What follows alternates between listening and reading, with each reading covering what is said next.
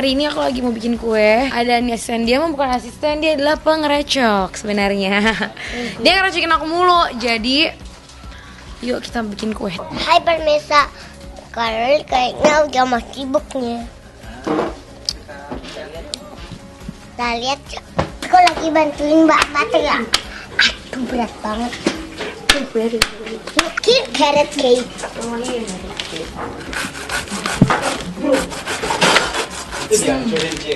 Nih, hancurinnya jangan hancur beneran. Harus hancur begini nih. Ceris banget dia sih. Ini buahnya bisa. Tapi ngomong dulu. Pisang juga bisa dimasukin. Step slowly. Yes baby.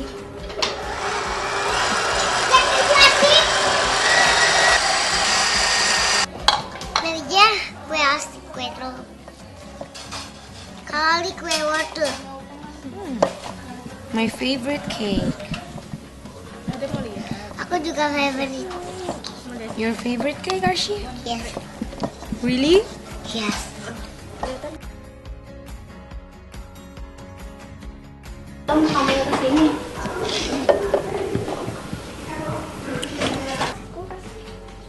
Oke teman-teman, udah selesai pembuatan kueku, yaitu carrot cake.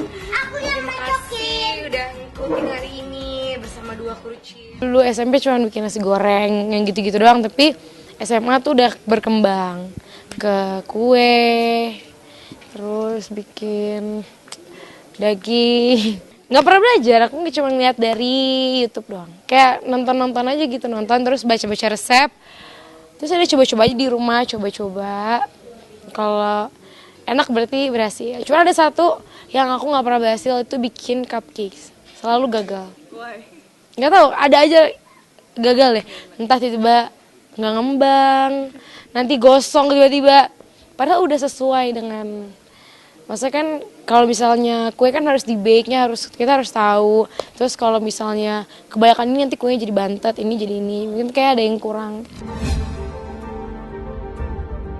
Ditugasin sama Bunda, katanya jangan kemana-mana sama adik-adiknya aja di rumah main.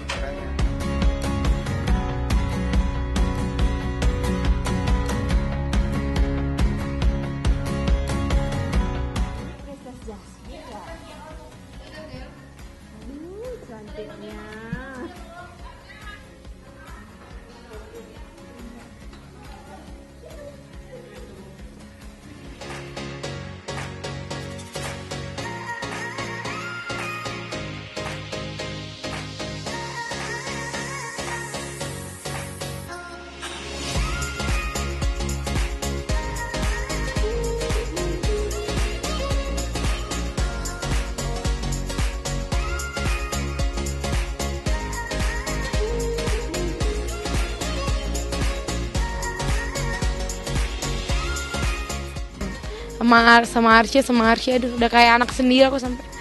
Aku baru pertama kali nemuin cowok yang suka banget anak kecil. Karena ada cowok itu kan kadang anak kecil kan suka ngeselin kan. Jadi kadang suka ada orang yang aduh nggak suka, maksudnya males gitu. Tapi kalau dia tuh sama Arsy tuh, walaupun Arsy kan ya masih kecil, dia belum ngerti ya, karena suka kacamata suka diambil atau apa, tapi dia nggak pernah marah. Aurel adalah orang yang berelemen tanah, dan tanahnya adalah tanah kuat. Dan Atta Halilintar ini adalah berelemen logam, dan logamnya logam lemah. Jadi di sini kita bilang bahwa tanah akan menguatkan logam. Ini kalau ngomong dari sisi satu energi yang kita lihat ini adalah cocok sekali. Tapi dengan posisi ini, Aurel akan banyak mengemong Atta, karena tanah memberikan energi, melahirkan logam. Poin yang lain lagi, bagaimana ada kecocokan di dalam pekerjaan ini. Lihat di sini Aurel ada sio kuda, sementara Atta ini ada sio anjing. Anjingnya ada dua lagi Atta.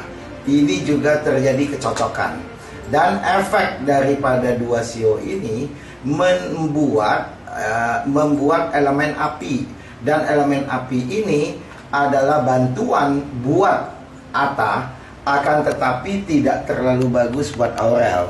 Jadi nanti di dalam pekerjaan Aurel akan mendominasi Atta nantinya.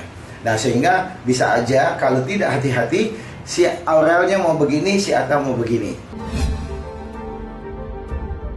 Walaupun tujuan Aurel itu bagus, tapi bisa aja gitu loh, bisa disalahartikan dengan Atta. Atau bisa aja Atta maunya begini, si Aurel nggak suka, walaupun tujuannya bagus. Nah, kedua pasangan muda ini kalau memang jadi, dia harus memikirkan itu.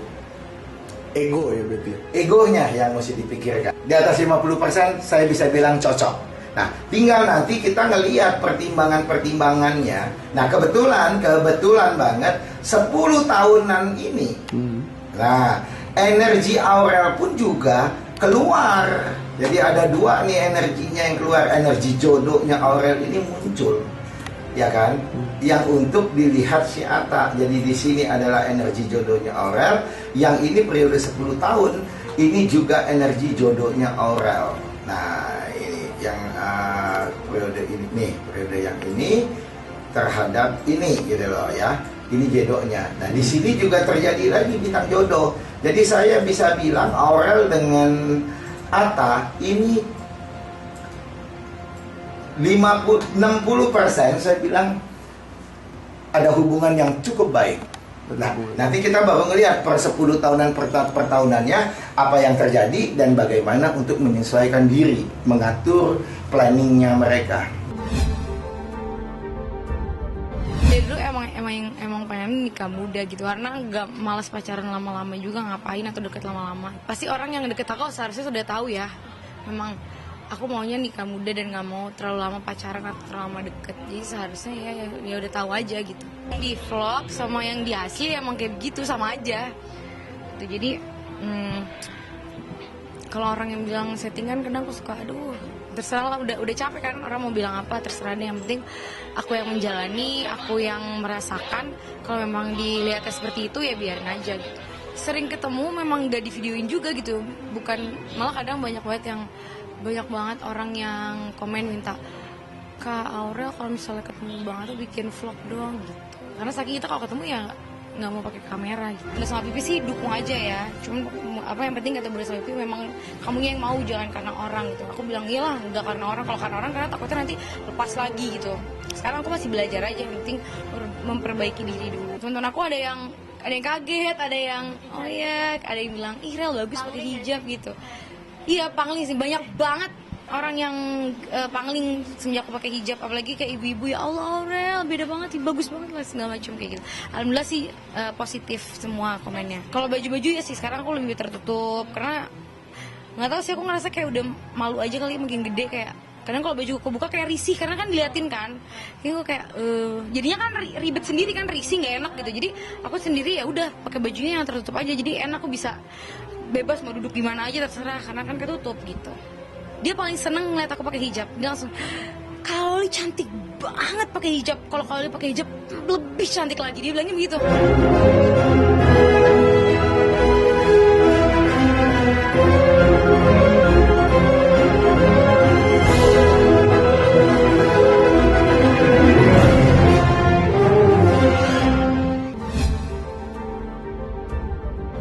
Tidak, jawaban Raul bahwa misalnya ngajak untuk bijak menanggapi menggunakan medsos yang ketika kasus tanda petik miminya dihujat itu tidak dilakukan juga oleh dirinya sendiri sebetulnya. Kan kalau misalnya dia bilang bijak tanggepin dong, sebagai orang yang lebih berumur, sebagai orang yang posisinya bapak deh gitu ya, anaknya main sosial media dengan cara yang salah, kenapa kemudian dibales? Harusnya sebetulnya simpel. Kalau dari sisi pandang saya, seorang Raul itu bisa naruh tulisan pak gitu, urusan keluarga selesai dalam keluarga, yuk bijak bareng-bareng gitu. Nah itu bijak. Tetapi kata-kata Raul di Bang Deddy seperti ini sama dengan orang nasehatin apa, tapi dia sendiri juga ngelakuinnya nggak sesuai apa yang dia nasehatin. Itu satu. Ketika dikatakan bahwa kalau ada orang menyerang tanda petik istri dan anak-anak saya, maka saya akan ada di depan gitu. Respon yang sifatnya emosional itu terlihat sehingga membela KD. Nah, tidak salah karena kan kita bilang dia membela istrinya. Tetapi bayangkan bahwa yang menyerang, kalau tanda petik dianggap menyerang ini adalah anaknya KD. apakah kemudian Aurel dan Azriel itu dianggap anak oleh Raul? Sangat terlihat di sini begitu Raul tadi ketika ngomong badannya agak maju, agak maju, dan tatapan mukanya langsung serius dan bilang kalau ada yang sampai agak terbata-bata, kalau ada yang menyerang istri dan anak saya akan ada di depan, gitu. Itu tegas, itu bahasa tubuh dia menunjukkan keseriusan. Kemudian dari intonasi kata-katanya juga cukup jadi agak tegas seperti itu. Jadi kalau misalnya saya lihat di sini ada satu hal yang fatal yang dilakukan sama Raul dengan statement tersebut. Orang-orang dan termasuk Aurel Azriel berhak mempertanyakan kepala mereka, loh, jadi gue bukan anak lo nih, gitu. Sampai saat itu. Nah, ada juga satu kata-kata yang cukup fatal diucapkan, yang kata-kata ini tidak salah. Kata-kata ini benar, kata-kata ini bijak. Namun perlu dicari waktu dan pengucapan yang tepat untuk kemudian bisa. Ketika misalnya KD mengucapkan kata-kata, harusnya mereka bahagia atau bersyukur bahwa punya dua keluarga yang mencintai mereka. Yang di sini mencintai 1000%, di sini mencintai 1000%. Sayangnya yang mengucapkan kata-kata ini lupa, dua keluarga ini kan terbentuk tadinya cuma satu keluarga, dan dua keluarga yang terbentuk pecahnya menjadi dua keluarga ini kayak sel membelah jadi dua gini. Prosesnya itu menyakitkan dan bisa jadi itu menimbulkan sebuah pengalaman traumatis buat Aurel dan Azriel dan belum selesai. Nah, itu kata-kata tadi kalau ditangkap oleh Azriel Aurel tidak akan memperbaiki hubungannya, tapi justru bisa memukul untuk lebih pecah lagi. Apakah kata-kata salah? Sekali lagi, kata-kata itu bijak kalau diucapkan dengan cara yang tepat, waktu yang tepat, dan dengan kondisi yang tepat. Jadi nggak kemudian di umum, di publik, dihantam seperti itu serangan berikutnya namanya. Bukan sebuah kata-kata untuk mengajak pada hal itu. Kan emosi yang ditampilkan oleh KD itu sedih dan bingung. Sedih itu tandanya alis bagian pinggir itu turun ke arah bawah, bibir itu turun pinggirnya ke arah bawah. Ini nih jadi atas bawah itu turun bentuknya. Itu sadness atau kesedihan. Kebanyakan Krisdayanti menampilkan itu. Dan kemudian Krisdayanti banyak yang misalnya nunduk, terus kemudian baru melihat ke arah Raul, dan kemudian nunduk lagi, tarik nafas gitu. Ini bingung karena ada tiga hal yang terjadi di runutan itu terus seperti itu. Ya, kayak orang restless atau orang gelisah gitu loh. Ya. Kalau KD lebih cenderung buat saya dia sedih dan bingung. Sedih dalam artian bahwa ini anak-anaknya dia. Aurel dan Azriel anak kandung loh ini. Sementara ini suaminya dia yang dia pilih. Ya. Jadi dia harus berada kayak misalnya ini sebuah lingkaran gini, dia irisan di tengah-tengah sini, irisan. Nah, untuk menempatkan diri di depan Raul dia bisa jadi istri yang baik, di depan anak-anaknya jadi ibu yang baik, itu nggak gampang karena ini kita sudah tadi yang dikatakan sama dia sendiri, pecah jadi dua keluarga nih yang berbeda, yang tentu saja masing-masing keluarga punya nilai sendiri, punya aturan sendiri. Asanti ketika manuver, ketika masuk di keluarganya Anang, itu dengan cara yang saya nggak bilang tepat atau benar salah, bukan, tapi waktunya cukup panjang. Sempet untuk bisa jalan Bang, bisa istilahnya deketin Aurel, bisa deketin Azriel. Ingat di awal masuknya Anang, Aurel, Azriel, dia kayak ini nih isolasi nih, nempelin sehingga di situ Asanti berhasil memenangkan hatinya Aurel dan Azriel. Dia lebih punya kesempatan untuk belajar, oh nih Aurel gini nih, Azriel gini, sehingga masuk di situ segala macam. Itu sebetulnya. Kenapa kemudian kalau mereka ketawa ya ketawa. Benar-benar kalau saya ditanya lebih dekat mana? Ya jelas lebih dekat Asanti sama mereka berdua dibandingkan Raul sama mereka berdua. Ada istilah namanya tabungan emosi. Asanti yang tadi isolasi tadi, ini luka, terus perban. Nah, ini luka. Aurel, Azriel, Anang gitu. Mereka lagi terluka, mereka sedang memulihkan lukanya, terus kemudian tiba-tiba Asanti datang pelan-pelan jadi perban. Gitu. Ini namanya tabungan emosi positif. ya, karena dia menutup luka. Kan enak kan, luka ditutup, gitu, diobatin, gitu. Ini namanya tabungan emosi positif. Ketika sudah mereka jadi satu, Ashanti dilamar oleh Anang dan sebagainya, jadi satu, kan sebagai ibu ya tentu saja perlu kadang-kadang keras sama anak, kadang-kadang lembut pada anak, kayak gitu. Ketika dia keras, pak, dan anaknya tersinggung, tapi dia sudah punya tabungan positif. Ketika dia marah dan anaknya sakit, luka, marah gitu, itu kayak tabungan emosi negatif untuk tabungannya ditarik. Tapi dia udah punya 10 nih tabungan yang positifnya. Ditarik satu yang masih 9. Tarik satu lagi masih 8. Tarik satu lagi masih 7. Terus lain kali dia happy-happy lagi bareng-bareng, naik lagi jadi 8, lagi 9, lagi 10 gitu. Raul punya nggak? Belum apa-apa dia udah robek nih, prak, waktu di awal. Itu tabungan emosi langsung negatif tuh, negatif 10, jepret gitu. Raul berbuat baik nih. Mereka terus diajakin jalan, diajakin ini. Tadinya minus 10 jadi minus 9. Jadi minus ini. Kita nggak tahu berapa dalam lukanya anak-anak ini. Begitu ceritanya udah tinggal minus 3, tiba-tiba kejadian kayak gini. Cung! Minus 6 lagi gitu loh. Itu bedanya kondisinya Raul sama kondisinya Ashanti. Kita mau bilang ini salah KD, salah Anang, salah Raul segala macam, itu sudah terjadi di masa lalu. Kalau kita timpakan kesalahannya cuma pada KD, yang satu ini kasihan KD. Karena sebagai manusia dia berhak salah dan pasti salah dalam hidupnya. Sekarang saya ajak siapapun yang saat ini lagi nonton berpikir siapa yang nggak pernah salah dalam hidupnya. Jadi nggak fair kalau cuma KD doang kita timpakan. Ya kalau dibilang kesalahan KD, ya juga bisa jadi kesalahan Anang karena hubungan mereka berdua kan ini interaksi mereka berdua. Lemos juga nggak bisa masuk kalau misalnya mereka nggak mengizinkan dua-duanya loh ya. Lemos juga salah kalau ditanya ya. Tapi itu kita taruh dulu. Salah benernya kita taruh dulu deh cara. Tapi bahwa bebannya KD jadi paling berat ya. Karena apa? Tadi KD itu ini kalau dua lingkaran besar digabungkan, nggak gabung sepenuhnya, gabung segini. Yang di tengah-tengah sini KD, yang di tengah-tengah sini menggabungkan lingkaran dengan mantan suaminya, dengan anak-anaknya, yang ini suami barunya dengan anak-anak kandungnya, dia harus megangin kayak tahan di dua-duanya gini. Dia paling capek. Nah, kita belum bilang serangan dari netizen yang maha benar dengan segala filmannya itu ya, gitu.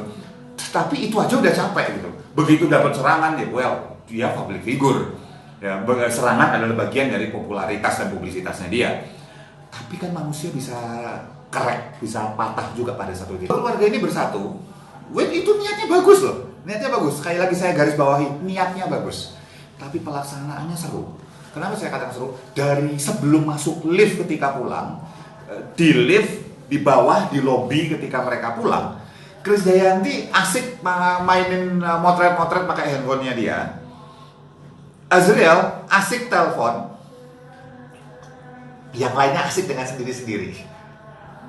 Kalau itu adalah sebuah pertemuan rekonsiliasi, yang dilakukan apa? Yang dilakukan adalah peluk. Jalan terus. Maafin mama ya. Kalau itu pertemuan rekonsiliasi. Tapi tidak dimanfaatkan seperti itu. Jadi kalau saya katakan bahwa anak-anak gimana? Anak-anak belum berubah. Anak-anak pasti tetap menyimpan marah dan lukanya. Apakah kehilangan kepercayaan? Pertanyaan saya lebih dalam. Apakah sudah ada kepercayaan dari awal? Jadi jangan lupa untuk subscribe Cumi Cumi. Ditekan ya tombol lonceng merahnya.